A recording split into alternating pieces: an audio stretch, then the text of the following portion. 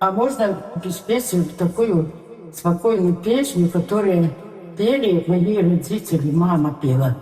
Летела зозуля. Ну, давай. Летела зозуля, дістала куваці. Ой, то ж не зозуля, то родная мати. Ой, то ж не зозуля, то родная мати.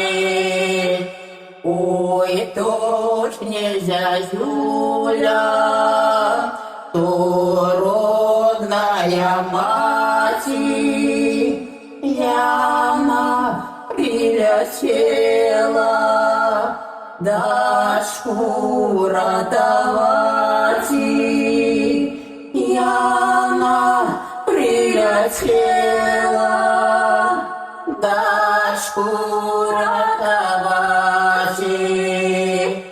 Али б мати знала, яка в мене беда.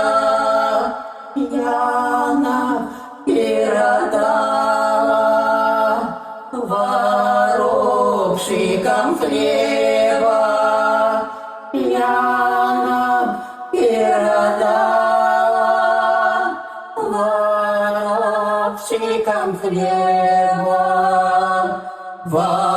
Воровщикам хлеба, голубкою соли.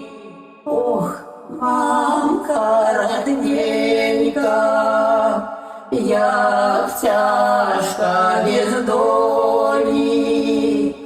Ох, мамка родненька, як тяжко без доли. У нас хорошо получается. Очень хорошо. Да. Вот это